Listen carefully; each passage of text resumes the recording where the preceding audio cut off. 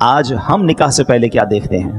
یہاں مجھے والدین بھی سن رہے ہیں، نوجوان بھی سن رہے ہیں. میں کچھ بات والدین سے کرنا چاہتا ہوں، کچھ بات نوجوانوں سے کرنا چاہتا ہوں. مدنی چینل پر بھی مجھے والدین بھی سن رہے ہوں گے، نوجوان میرے بھائی میری بہنیں بھی مجھے سن رہی ہوں گی. ذرا غور سے سننا میری بات.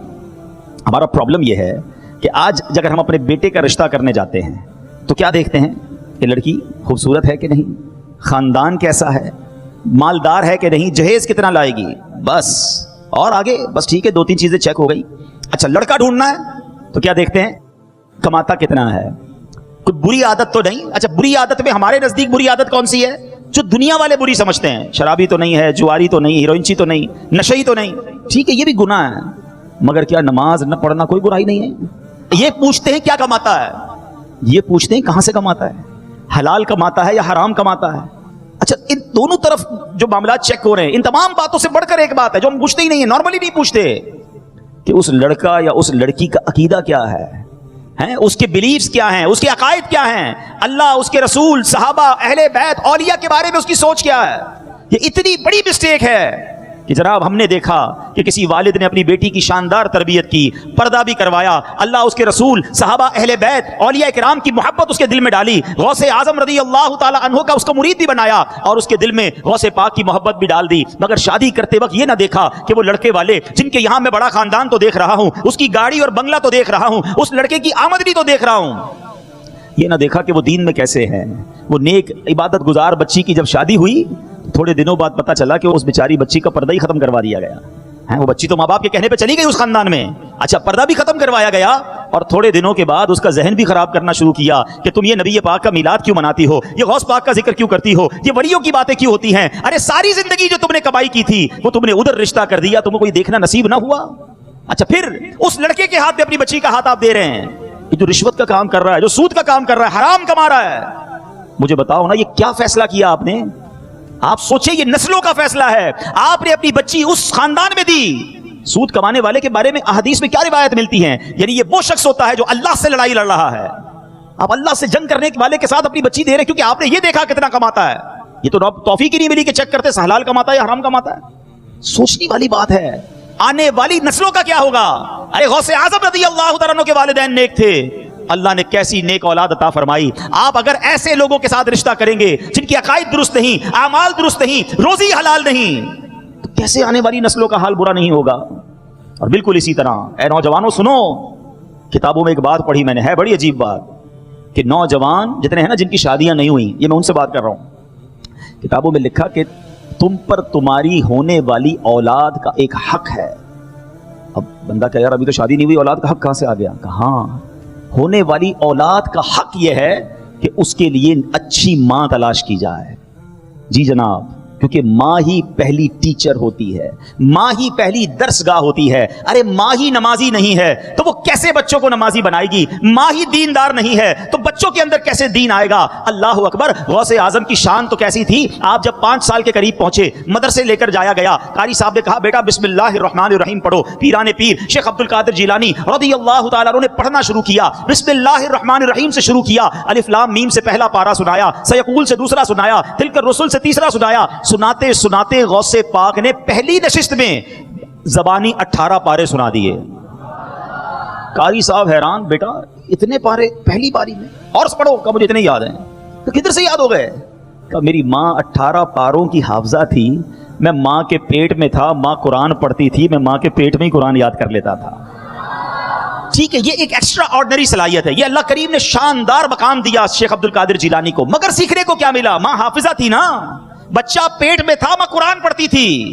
آج بچہ پیٹ میں ہو، ماں فلمیں دیکھ رہی ہے، ماں گانے سن رہی ہے، جو ماں بے پردہ بازار میں گھوم رہی ہے اس کی بچیوں پر کیا اثر پڑے گا؟ پلیز اے میرے نوجوانوں، یہ تم پر بھی ذمہ داری ہے. صرف یہ نہ دیکھو لڑکی کیسی ہے، ہمارے ایک ہی کانسیپٹ ہے وہ دکھنے میں اچھی ہونی چاہیے. ارے یہ شکل و صورت یہ چند دنوں کا پیار ہے، ساری زندگی گزارنی ہے. دیکھو دین میں کیسی ہے. اور میں نبی پاک علیہ الصلوۃ والسلام کی آپ کو حدیث سناتا ہوں. کچھ لوگ تو شادی اسی لیے کرتے ہیں، بڑا خاندان ہوگا، بڑا پیسہ آئے گا، ارے جناب بڑا نسب ہوگا، بڑی فیملی کے ساتھ ذرا میرا تعلق ہو جائے گا کہ میں فلاں خاندان کا داماد ہوں. سنو اللہ کے حبیب علیہ الصلوۃ والسلام کیا فرماتے ہیں. نبی پاک علیہ الصلوۃ والسلام نے فرمایا کسی عورت سے نکاح کے لیے 4 چیزوں کو مد نظر رکھا جاتا. نمبر 1 اس کا مال، نمبر 2 حسب نسب فیملی خاندان، نمبر 3 حسن و جمال، اور نمبر 4 دین. 4 چیزوں کو چیک کرنے والے کرتے ہیں. آقا علیہ السلام نے فرمایا تمہارا ہاتھ خاک آلود ہو, تم دیندار عورت کے حصول کی کوشش کرو. یعنی ان 3 چیزوں کی کوئی اہمیت نہیں, دیندار ہونا ضروری ہے. پتا چلا بڑا پیسہ ہے, بڑا حسن و جمال ہے, عقیدہ ہی درست نہیں ہے, دل میں گندگی بھری ہوئی ہے, بے حیائیاں ہیں, بتاؤ نا آنے والی نسلوں کا کیا بنے گا؟ تو دیندار کا انتخاب یہ خود نبی پاک علیہ السلام نے تربیت فرمائی. ایک اور جگہ نبی پاک علیہ السلام فرماتے ہیں, ابن ماجہ کی حدیث ہے, میرے آقا فرماتے ہیں بے شک دنیا بہترین استعمال کی چیز ہے, لیکن اس کے باوجود نیک اور صالحہ عورت دنیا کے مال و متاع سے بھی افضل و بہترین ہے.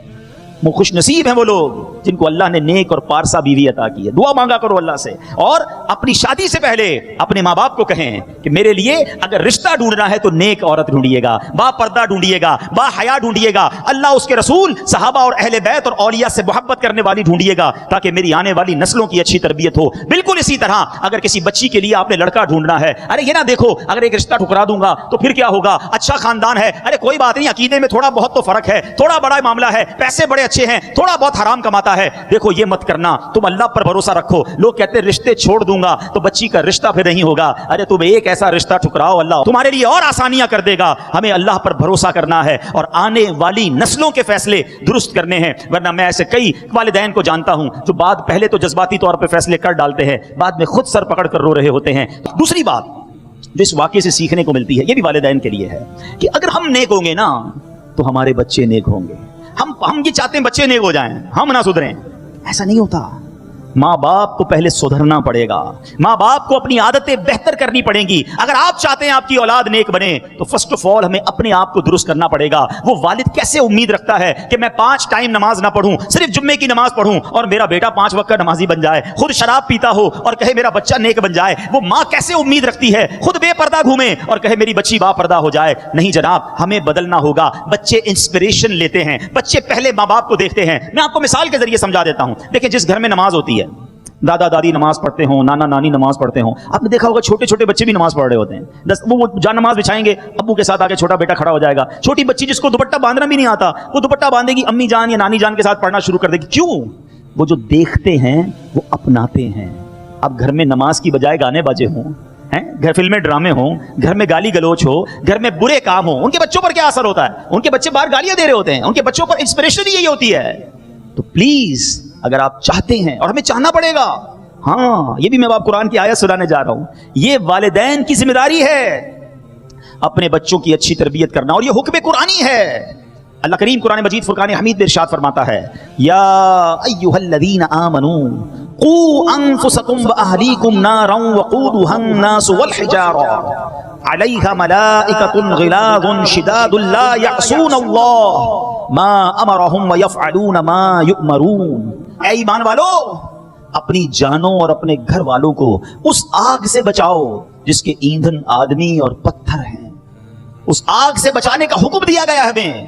آگے فرمایا اس پر سخت کرے, یعنی طاقتور فرشتے مقرر ہیں جو اللہ کا حکم نہیں ٹالتے اور جو انہیں حکم ہو وہی کرتے ہیں. جب یہ نبی پاک علیہ السلام نے یہ آیت صحابہ کے سامنے تلاوت کی نا, تو صحابہ نے عرض کی, یا رسول اللہ صلی اللہ علیہ وسلم, ہم اپنے اہل و عیال کو جہنم کی آگ سے کیسے بچا سکتے ہیں؟ پیارے آقا مدینے والے مصطفیٰ صلی اللہ علیہ وسلم نے ارشاد فرمایا, تم اپنے اہل و عیال کو ان چیزوں کا حکم دو جو اللہ عز و جل کو محبوب ہیں, اور ان کاموں سے روکو کہ جو رب تعالیٰ کو ناپسند ہیں. تو حتی المقدور اپنی پوری کوشش کرنی ہے اپنی اولاد کو گناہ سے بچانے کی, انہیں نیکی کا راستہ دکھانے کی. مگر یہاں ایک اور بات بھی سمجھنی ہے, اولاد کی تربیت تو کرنی ہے لیکن والد پر لان نہیں کر سکتے, تان نہیں کر سکتے. اگر کسی کا بیٹا جو ہے وہ فرما بردار نہیں بنتا, کسی کا بیٹا نمازی نہیں بنتا, تو کہیں یار یہ دیکھو باپ خود تو نمازی بیٹے کو نمازی نہیں بنا سکا. تو ایک لمٹ تک ذمہ داری ہے, وہ نہیں مانتا, اس کے نصیب میں ہدایت نہیں. تو ہم کسی کی اولاد کی وجہ سے کسی کے والد پر لان تان نہیں کر سکتے, کیونکہ اگر ایسا کرنے جائیں گے تو بات بہت دور تک چلی جائے گی. قابیل کون تھا؟ حضرت آدم کا بیٹا تھا نا, کفر پر موت ہوئی. حضرت نوح کا بیٹا کنعان, اس کی کفر پر موت ہوئی. تو انبیاء کے بیٹے بھی ایسے تھے. یہ اللہ کی شان ہے. اللہ کریم کرم فرمائے تو کسی چور اور ڈاکو کے گھر میں بھی ولی کو پیدا کر دیتا ہے, اور کسی کی اس کی خفیہ تدبیر ہے کہ بڑی نیک ہستی ہو. اب اگر یزید پلید کی جو کارستانیاں ہیں, اس کی جو بدبختیاں ہیں, ہم بھی کہتے ہیں وہ پلید تھا, لعنت کا مستحق ہے, لیکن اس کی شیطانیوں کی وجہ سے سیدنا امیر معاویہ رضی اللہ تعالیٰ عنہ پر لعن کرنا یہ درست نہیں ہے، کیونکہ اگر کسی کی اولاد کی وجہ سے کسی کے والد پر لعن طعن کیا جائے گا تو پھر یہ سلسلہ بہت اوپر تک جائے گا۔ تو بہرحال یہ والدین کی ذمہ داری ہے کہ وہ اپنی اولاد کی شاندار تربیت کریں، اور آج کے دور میں اللہ سلامت رکھے دعوت اسلامی کے ماحول کو، ماں باپ کے لیے بھی تو سہولت ہو گئی نا، خود تربیت کرنا مشکل تھا، آج لائف بڑی بیزی ہے، الحمدللہ بچوں کے لیے دعوت اسلامی میں مدرسۃ المدینہ موجود، جامعۃ المدینہ موجود، الحمدللہ بڑوں کے لیے موجود، اسلامی بہنوں کے لیے موجود، تو پوری فیملی کے لیے مدنی چینل موجود، اتنے سارے ٹولز ہیں ہمارے پاس، اتنے سارے طریقے ہیں کہ اگر ہمارا ذہن بن جائے کہ مجھے اپنے آپ کو بھی بچانا ہے، اپنی اولاد کو بھی بچانا ہے، اپنی فیملی کو بھی سدھارنا ہے، تو اللہ کی رحمت سے دعوت اسلامی کا یہ مدنی ماحول ہمارے سامنے ہے۔